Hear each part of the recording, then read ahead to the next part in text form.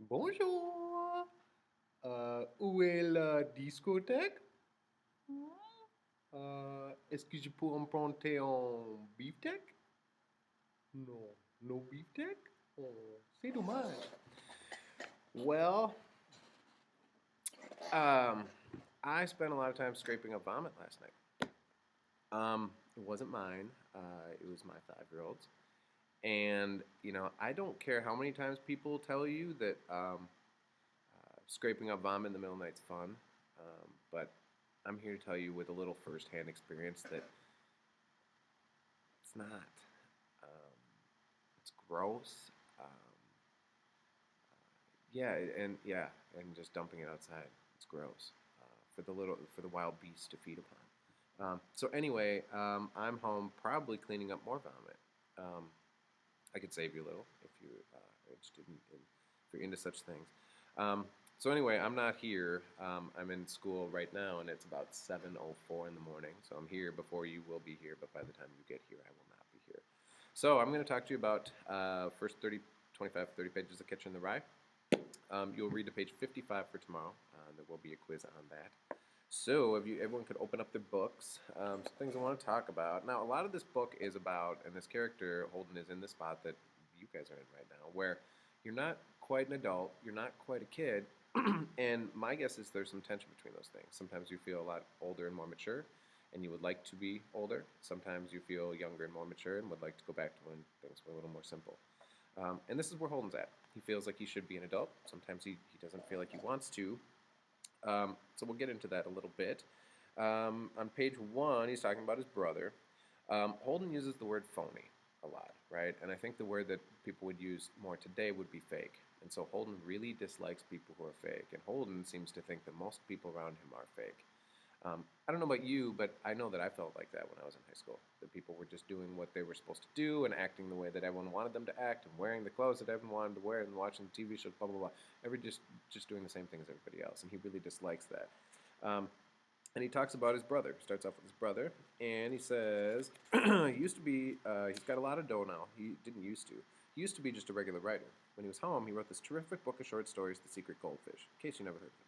Best one was The Secret Goldfish. It was about this little kid that wouldn't let anybody look at his goldfish because he bought it with his own money. It killed me.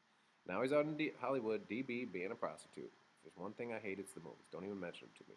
He's not literally being a prostitute, but Holden feels like he sold out. Like this guy could be a legit good writer, writing good literature, but instead he's going to Hollywood to make a lot of money.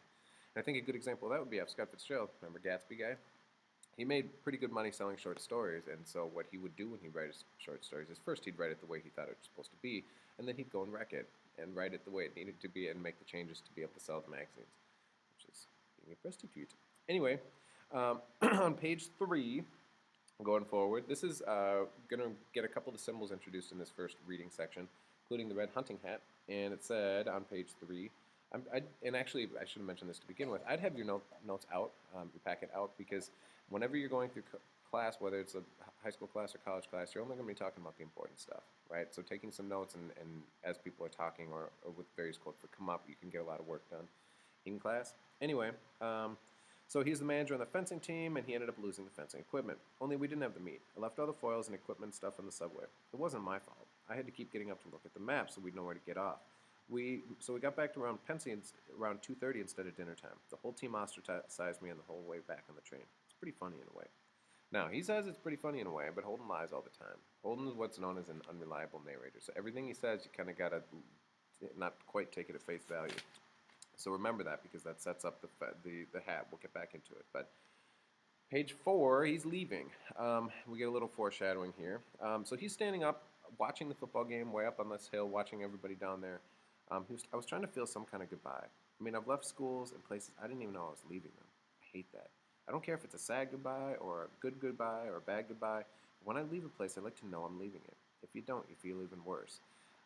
That would be what's known as foreshadowing. So we'll just kind of keep that one in the back of your head. Going on. Then he goes to see his teacher, Mr. Spencer. And go to page 7, please. Now, I talked about how a lot of this book is about aging and maturing. So Holden now encounters an old dude. And at first, it really depresses him, right? The fact that someone could get old, and it says, on page 6, If you thought about him too much, you wondered what the heck he was still living for. I mean, here he was, all stooped over. He had this terrible posture in class. Whenever he dropped a piece of chalk at the blackboard, some guy in the first row had to pick it up, and hand it to him. That's awful, in my opinion. Okay, so physically, he's depressed by this guy because he's old, and he doesn't have the physical range of motion and be able to do the stuff he used to be able to do. But if you thought about him just enough and not too much, you could figure out he wasn't doing too bad for himself. For instance, one Sunday there were some other guys and I were over it for hot chocolate. He showed us this old beat-up Navajo blanket that he and Mr. Spencer bought off some Indian in Yellowstone Park. You could tell that Spencer got a big bang out of buying it. That's what I mean. You take somebody old as hell like old Spencer, they can get a big bang out of buying a blanket. Okay, we talked about being fake, and this is an example. Holden does meet some people throughout the book who would be authentic people, right? They just do things because they want to do them. This might be something good to jot down whenever he does meet one of these people, because most of Mr. Spencer kind of depresses him because he's old and he needs help and does all that stuff. But he's got this blanket, right? And Holden likes the fact that this guy is just excited about this blanket. He thinks it's cool. He thinks it's cool where he bought it. He's happy to show it to people, which just sounds kind of like something a little kid does, right? If I don't know if you have any, any grandparents or older family members who kind of wear more flamboyant clothes and kind of just say whatever's on their mind. They kind of spout off a little bit because they don't care, right? That's one of the nice things about getting older is you don't care what people think about you as much, or certainly not as much as you do when you're a high school student. And that's something that older people and younger kids have in common. So he likes that. Going on, so throughout this conversation, because he's getting kicked out of school, and Mr. Spencer's asking him questions about his future. Now, as you guys are getting close to the point where you're leaving here and going off to school or going off to the military or going off to get a job, my guess is you've been having a lot of people ask you those questions about, so where are you going to college? What are you going to major in? What's your job going to be? Where are you going to work? What you going to do for a career? And I'm sure you love those questions, just as Holden does. So he's asking him questions. And on page 9, throughout this conversation, Holden thinks about various things, as I'm sure you likely do when you're lectured by an older person or an adult. On page 9, this would be a good description of Holden to jot down. I act quite, boy, I said. I also say boy quite a lot, partly because I have a lousy vocabulary, and partly because I act quite young for my age sometimes. I was 16 then, and I'm 17 now, and sometimes I act like I'm about 13. It's really ironical, because I'm 6'2.5" and have gray hair. I really do. One side of my head, the right side, full of millions of gray hairs. I've had them ever since I was a kid. And yet, I still act like sometimes like I'm 12. Everybody says that, especially my father. Okay, so he looks old, right? He's tall, he's got gray hair, and yet sometimes he acts like he's 12 or 13. And again, as I kind of talked about, my guess is there's quite a few people in here who kind of know what that's about. But if you look at what Mr. Spencer keeps calling him, if you look on page 10, let's see, going forward, go to page 12, rather. Mr. Spencer showed him the paper where Holden wrote that nice little note at the bottom. And it says, "Do you blame me for flunking you, boy?" he said. "No, sir, I certainly don't. I wish the hell he'd stop calling me boy all the time." Going down a little bit. "What would you have done in my place? Tell me the truth, boy." Going on. Okay, so he calls him boy over and over and over. One thing you can really think about in this book is a lot of things that Holden does and says, or times that symbols come up, are direct relation to something that just happened, right? So if you look at what he's thinking about, what he just experienced, what just happened to him, which leads him to the things that he does, that's useful information, especially when we're talking about the symbols, which we'll get into in just a minute, which is actually right here. So he's asking him all these questions about his future, what's going to happen to him, what are you going to do, blah, blah, blah. And then on page 13, the funny thing is, though, I was about something else while I shot the bull. I live in New York, and I was thinking about the lagoon in Central Park, down there near Central Park South. I was wondering if it would be frozen over when I got home. And if it was, where did the ducks go? I was wondering where the ducks went when the lagoon got all icy and frozen over. I wondered if some guy came in a truck and took them away to a zoo or something, or if they just flew away. Now, this is something in the book that I really don't like. This is a symbol, right? But Holden, as 17-year-old, and seemingly fairly intelligent 17-year-old, should know where the ducks go in the wintertime, right? Raise your hand if you don't know where the ducks go in the wintertime. Maybe do it. If you did, good work. Thank you for being a good listener. Anyway, so he's wondering about that. Now, what you need to figure out is why the things that Spencer was talking to him about his future, led him to thinking about the ducks, because they got some stuff in common, right? When winter comes for the ducks, this is a natural change in the life of a duck. It's something every duck must go through, right? But most ducks survive, right? I'm not saying the journey south is easy, but just because change comes and change is hard doesn't mean things are going to end badly for them. Most of the ducks end up okay. But Holden's also worried about what happens to himself. Because while Spencer isn't asking about what are you going to do when winter comes, I mean, he's kind of asking that. What are you going to do as these changes in your life come? And so Holden's kind of comparing himself and others in his spot, who are lots of people in his spot, to what happens to the ducks when the winter comes. So anytime the ducks show up, and the way I got this, right, it's not magic or it's in like some, I didn't look this up, but if you just look at the context, right, if you're looking at the things that Mr. Spencer asked him about, and then you look at what causes him to think about it, and then you put those two together, right?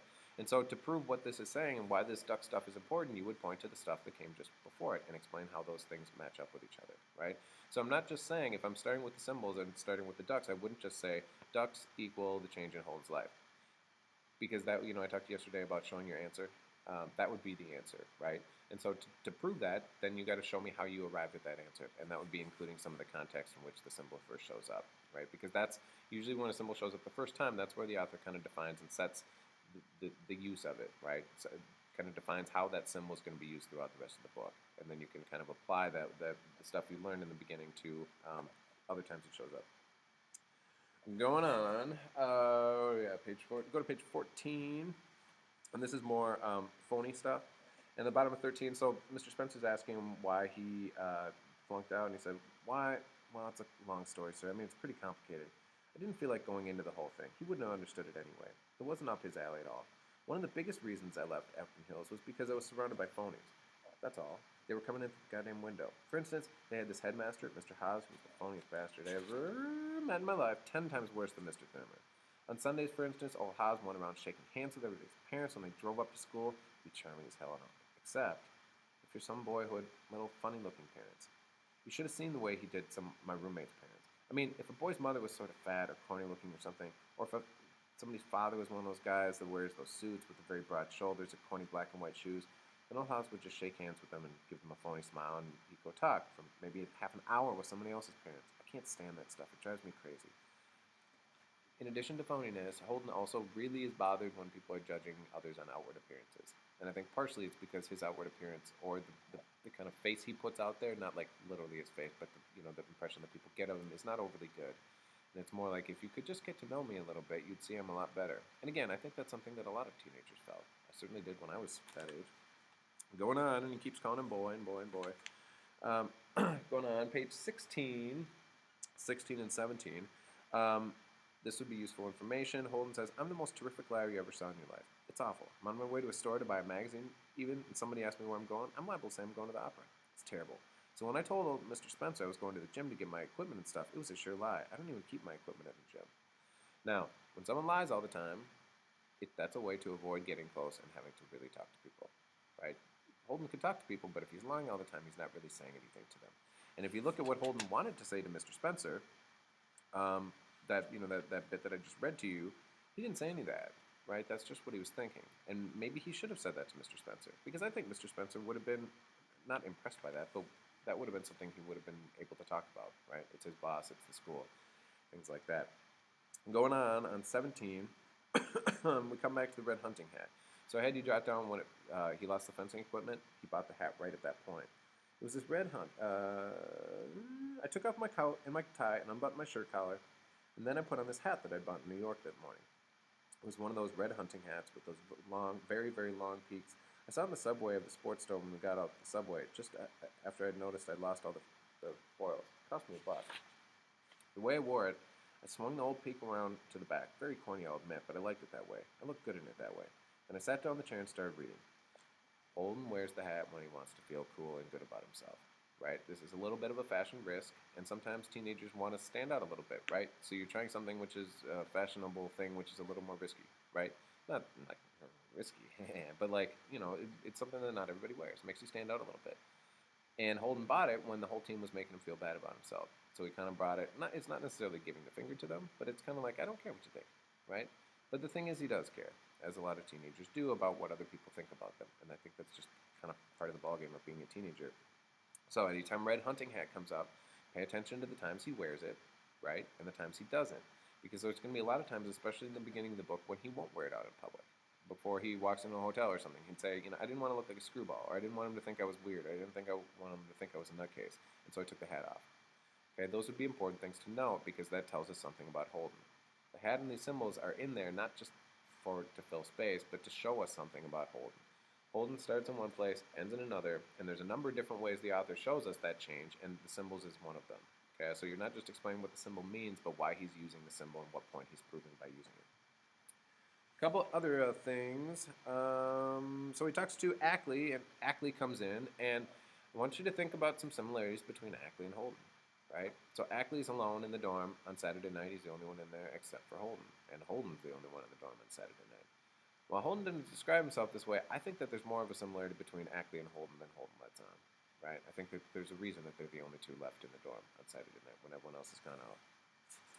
Going on, go to page 21. Or actually, yeah, go to page 21. At the top, Holden, if you remember, he'd been called boy by Mr. Spencer over and over.